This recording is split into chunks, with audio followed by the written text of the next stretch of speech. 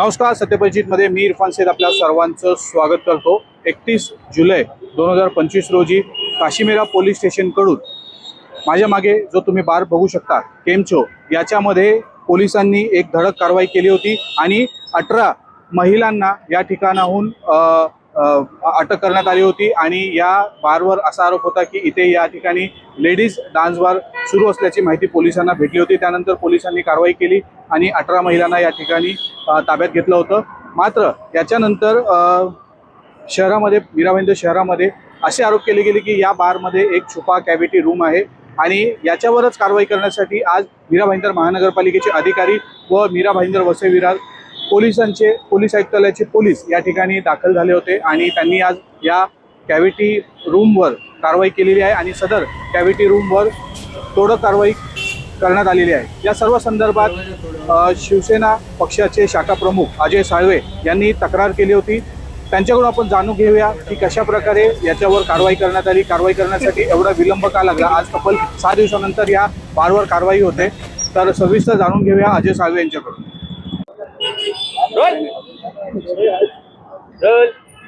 काय सांगाल, आजची जी कारवाई पालिकेने केली त्याच्यावर तुम्ही समाधानी आहात का? हा, समाधानी आहे। आणि महानगरपालिकेचे मॅडम आहेत प्रियंका भोसले मॅडम, त्यांनी चांगलं काम केलं की आम्हाला जे अपेक्षा होतं तेच तोडलं त्यांनी। त्याच्यामध्ये जे केव्हिटी होती, मॅडम स्वतः उभा राहून तिथे तोडून घेतलं 2 तासमध्ये।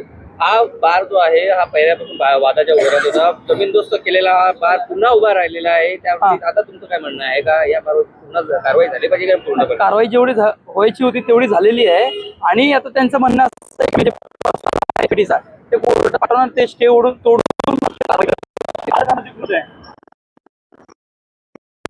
आणि तुम्ही कॅव्हिटी तोडल्यानं समाधान झालेलं आहे?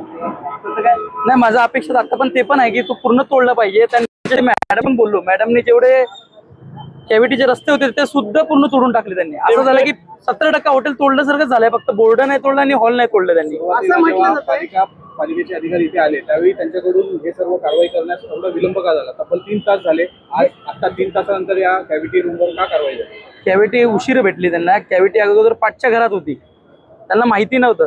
त्यांना माहिती पडल्यानंतर त्यांनी तोडत होतं आणि मॅडमनी स्वतः उभं राहून पूर्ण तोडून घेतले। जेवढे कॅव्हिटीचा रस्ता होता, बाजूचा लॉजिंग होता, ते पण तोडलंय। काही तासापूर्वी आमदारांनी म्हटलं होतं की त्या बारवरती पूर्णपणे कारवाई करण्यात आली। इथे जेसीबी पण दाखल झालेली होती। म्हणजे जेसीबी फक्त दाखवण्याकरिता आणले होते का कॅव्हिटी फक्त ड्रिल मशीन पण तुटू शकतात? ते आता माहित, ते म्हणले स्टे आहे, स्टे मध्ये तोडता येत नाही, पण त्यांनी जेवढी कॅव्हिटी होती तेवढी फोडले। पूर्ण जेवढे रस्ते होते तेवढे पूर्ण हॉलमध्ये। आपल्याला माहित आहे, आपली तर अपेक्षा होती तोडा करून, ते तोडला नाही। परत जे रस्ता होता त्यांनी मॅडमचं जेवढं काम होतं ते पूर्ण रस्ता तोडून टाकला जेवढं पण आहे। गेल्या आठवड्यामध्ये अजून 2 बारमध्ये डान्स मुली सापडल्या आहेत, त्यांच्यावर कारवाई झाली, गुन्हा देखील दाखल झाला आहे। तुम्ही त्यांच्यावरही मागणी करणार आहेत का कारवाईसाठी? आता कारवाई पोलिसांनी चांगलीच केली, असं नाही की नाही केलं। त्यांना जेवढी अपेक्षा होती तेवढी कारवाई करतेच आहेत। आतापर्यंत जेवढी कारवाई झालेली आहे, आतापर्यंत जेवढी कारवाई।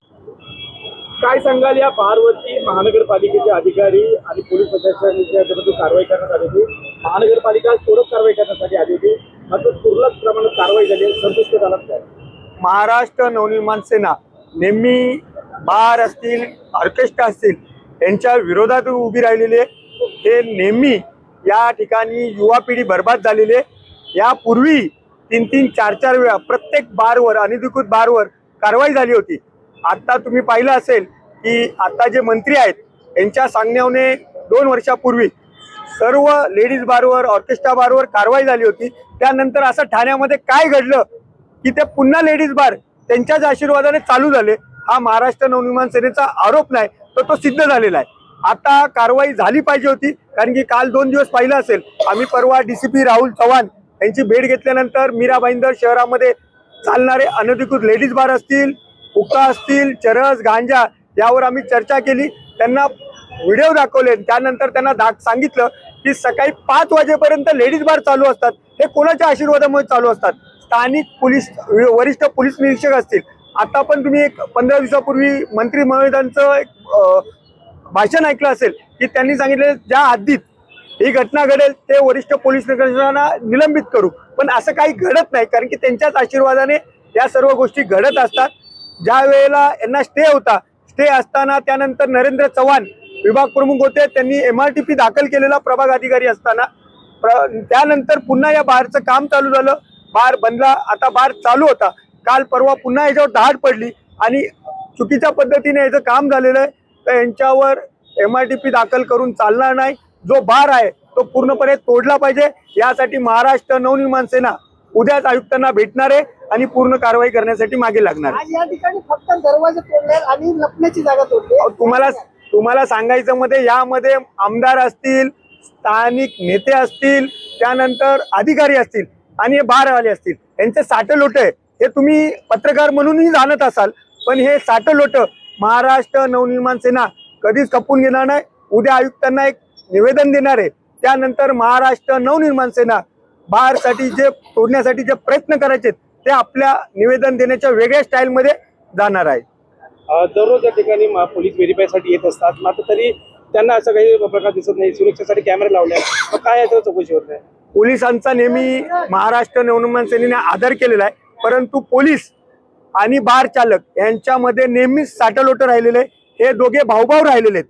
कारण की जोपर्यंत बार चालवायचा आहे तोपर्यंत त्यांना काहीतरी रकमा दिल्या जातात आणि नेहमीच सेटलमेंटची कामं झालेली असतात. त्यामुळे पोलीस येतात, व्हेरीफाय करतात, व्हेरीफाय होईपर्यंत दाखवतात काही नाही, पण त्यानंतर 15-15, 20-20, 25-25 मुली त्या बारमध्ये सापडतात. थँक्यू.